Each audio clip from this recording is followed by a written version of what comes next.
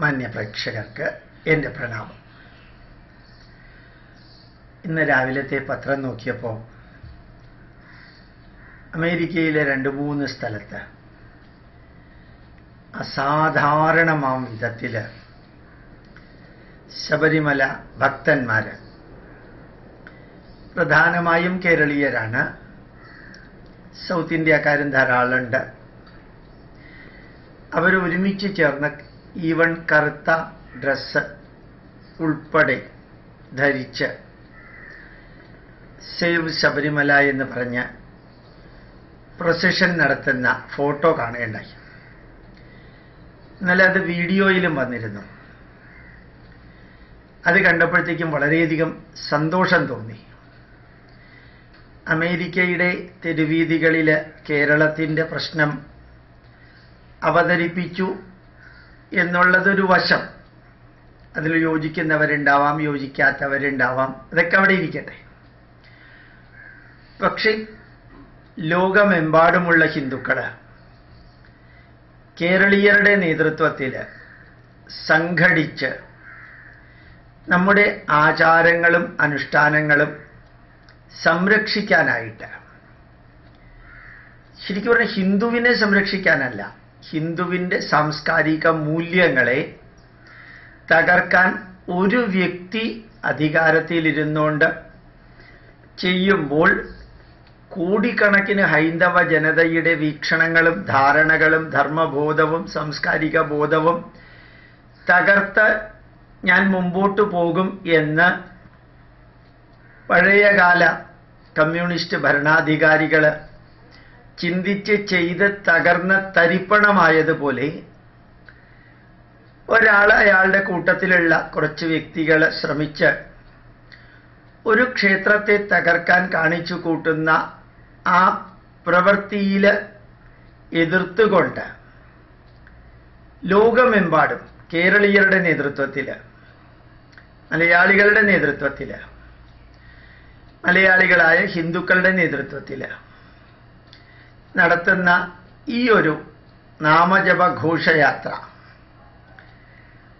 അതിൻ്റെ ചൈതന്യം ഉൾക്കൊണ്ടുകൊണ്ട് നമുക്ക് ഓരോരുത്തർക്കും ഇതേ സ്പിരിറ്റോടു കൂടി, ഈ സ്പിരിറ്റ് ശബരിമലയിലെ പ്രശ്നങ്ങൾ പരിഹരിക്കുന്നതിന് മുമ്പ് ആരംഭിച്ചത്, ശബരിമലയിലെ പ്രശ്നങ്ങൾ നടന്നുകൊണ്ടിരിക്കുമ്പോൾ ഈ ഒരു സ്പിരിറ്റ് ഉൾക്കൊണ്ടുകൊണ്ട് മുമ്പോട്ട് പോകുന്നത്, ഇനി ശബരിമലയിലെ പ്രശ്നങ്ങൾ പരിഹരിച്ച് കഴിഞ്ഞ് നമ്മൾ മുമ്പോട്ട് പോകുമ്പോഴും ഇതിൻ്റെ ആവേശം നിലനിർത്തിക്കൊണ്ട് തന്നെ നമ്മുടെ ആചാരങ്ങളും അനുഷ്ഠാനങ്ങളും അത് ധന്യമായിട്ട് സംരക്ഷിക്കാൻ നമുക്ക് സാധിക്കണം.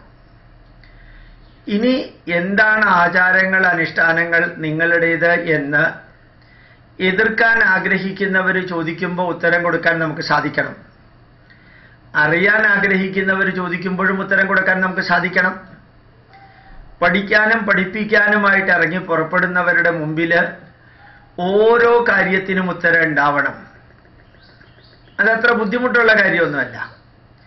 അറിയാത്തത് അറിഞ്ഞുകൂടാ എന്ന് പറയാനും, അറിയാത്ത ചോദ്യങ്ങൾ വരുമ്പോൾ ആ ചോദ്യങ്ങൾക്ക് ഉത്തരം പഠിക്കാനും, ഇത്രയും അധികം ലോക ഹൈന്ദവ ജനത ധന്യമായിട്ട് മതത്തിൻ്റെ അന്ധമായ അന്ധവിശ്വാസങ്ങളില്ലാതെ ദുരാചാരങ്ങളെ തൂത്തെറിഞ്ഞ് വളരെ ശക്തമായിട്ടുള്ള സാംസ്കാരിക മൂല്യങ്ങളുടെ ഒരു ഭാഗമായിട്ട് ആത്മീയത ചേർത്ത്, ആത്മീയത അവസാനത്തെ ഭാഗമല്ല, സാംസ്കാരിക മൂല്യങ്ങളിൽ ഒരു ഭാഗം ആത്മീയത ചേർത്ത് ബുദ്ധിക്കും യുക്തിക്കും ശാസ്ത്രത്തിനും നിരക്കുന്ന വിധത്തിൽ ഇന്ന് വളർന്ന് പന്തലിക്കുന്ന ഹൈന്ദവ ജനതയുടെ ചിന്താധാരകൾ ലോകത്തിലെ പണ്ഡിതരും ചിന്തകരും ശാസ്ത്രജ്ഞന്മാരും അടിമുടി സ്വീകരിച്ചു കൊണ്ടിരിക്കുന്ന ഒരു കാലഘട്ടത്തിൽ ഈ കലിയുഗ വരദനായ ശബരിമല ശാസ്താവിൻ്റെ പേരിൽ ലോകമെമ്പാടും നടക്കുന്ന സേവ് ശബരിമല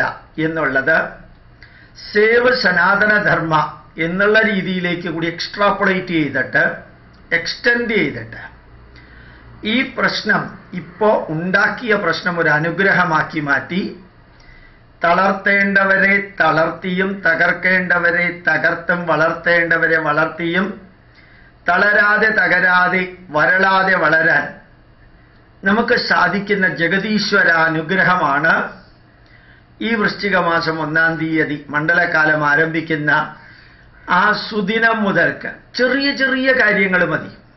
എനിക്ക് ഏറ്റവും സന്തോഷം 2-3 ദിവസമായിട്ട് വൈകുന്നേരം 3 ചെറിയ പ്രഭാഷണങ്ങൾ അപ്ലോഡ് ചെയ്യുമ്പോൾ അതിൽ കഥകൾ പറയാറുണ്ട്.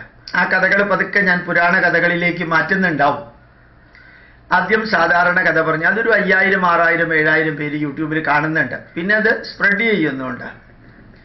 അങ്ങനെ കഥകളിലൂടെ ഉപദേശങ്ങളിലൂടെ നമുക്ക് കുറേ കാര്യങ്ങൾ മനസ്സിലാക്കി കഴിഞ്ഞാൽ പിന്നെ അത് മറ്റുള്ളവരെ മനസ്സിലാക്കാൻ നമ്മൾ തുടങ്ങിക്കഴിഞ്ഞാൽ അത്രയും പഠിച്ചാൽ മതി. അന്ധമായിട്ടൊരു ഗ്രന്ഥം മുഴുവനും പഠിക്കണമെന്നോ അല്ലെങ്കിൽ ഹിന്ദു ധർമ്മത്തിൻ്റെ സൺഡേ സ്കൂളിലോ ഫ്രൈഡേ സ്കൂളുകളിലോ നടത്തുന്ന മാതിരി പഠിക്കണമെന്നോ ഇല്ല. കുറേയൊക്കെ മനസ്സിലാക്കി കഴിഞ്ഞാൽ ബാക്കിയുള്ളതിന് ഉത്തരം കൊടുക്കാൻ പാകത്തിന് സാധിക്കും. ഈ പ്രതിഷേധങ്ങളെല്ലാം പ്രതിഷേധത്തിന് കാരണമായ ഇഷ്യൂ ഇല്ലാതെയായാൽ അടങ്ങിപ്പോകും. അപ്പം ഇഷ്യൂ ഇല്ലാതെയായാലും ശരി, പ്രതിഷേധത്തെ നല്ല രീതിയിൽ പ്രയോജനപ്രദമാക്കുന്ന ഒരു സത്സംഗമാക്കിയിട്ട്, പ്രസംഗം, സംഘം എന്ന് വെച്ചാൽ ഒത്തുചേരൽ, എന്ന് വെച്ചാൽ ഗ്ലോറിയസ്, പ്രസംഗം എന്ന് വെച്ചാൽ ഗ്ലോറിയസ്ലി ഒത്തുചേരലായിട്ട് നമുക്കത് മാറ്റാനും കൂടി ഇപ്പൊ സാധിക്കണം. അല്ലെങ്കിൽ എന്ത് പറ്റുന്നറിയാമോ? ഈ IG ശ്രീജിത്തിനെ കുറിച്ച് നിങ്ങൾ കണ്ടു കാണാം. അങ്ങനെ കുറെ കുഴപ്പം കാണിച്ചു ശബരിമലയിൽ. അവസാനം ശ്രീകോവിലിന്റെ മുമ്പിൽ ചെന്നിട്ടൊന്ന് കരഞ്ഞപ്പോൾ എല്ലാവരും അദ്ദേഹത്തിന്റെ കൂട്ടത്തിലായി. ശരിക്കും അദ്ദേഹത്തിന്റെ മനസ്സെന്താണെന്ന് കൃത്യമായിട്ട് നമുക്ക് അറിഞ്ഞുകൂടാ. ഏതായാലും അദ്ദേഹത്തിനെ ഞാനൊരു ഉദാഹരണമായിട്ട് എടുത്തതാണ്, ആ വിഷയം ചർച്ച ചെയ്യാൻ എടുത്തതല്ല. അപ്പൊ സബ്ജക്റ്റ് ഇല്ലാതെയായി കഴിഞ്ഞാൽ ഒബ്ജക്റ്റ് ഇല്ലാതെയാവും, ഒബ്ജക്റ്റ് ഇല്ലാതെയായി കഴിഞ്ഞാൽ സബ്ജക്റ്റ് ഇല്ലാതെയാവും. അത് പാടില്ല. നമുക്ക് വേണ്ടത് ധന്യമായിട്ട് ഇത് നമ്മളുടെ സംസ്കാരത്തെ നിലനിർത്താനും സകല ഹിന്ദു കമ്മ്യൂണിസ്റ്റുകാരെയും അടിച്ചകത്താക്കാൻ, സകല ഹിന്ദു കമ്മ്യൂണിസ്റ്റുകാരെയും അടിച്ചകത്താക്കാൻ കിട്ടുന്നൊരവസരമാണ്. മാത്രമല്ല ക്രിസ്ത്യാനികളിലും മുസ്ലിങ്ങളിലും, ഭാരതീയരായ ക്രിസ്ത്യാനികളിലും മുസ്ലിങ്ങളിലും അവരുടെയും ധർമ്മം ഭാരതത്തിൽ സുരക്ഷിതമാണെന്നും അത് സനാതന ധർമ്മത്തിൻ്റെ തന്നെ ഭാഗമാകുന്ന വിധത്തിൽ ഇവിടുത്തെ സാംസ്കാരിക മൂല്യങ്ങൾ അവരും എടുക്കണമെന്ന് ബോധ്യപ്പെടുത്താൻ ഇന്ന് ഹിന്ദു തൻ്റെ ശക്തി വ്യക്തമായിട്ട് കാണിച്ചിട്ടുണ്ട്. ശക്തിയുള്ളവരുടെ കൂട്ടത്തിൽ മറ്റുള്ളവർ വരും.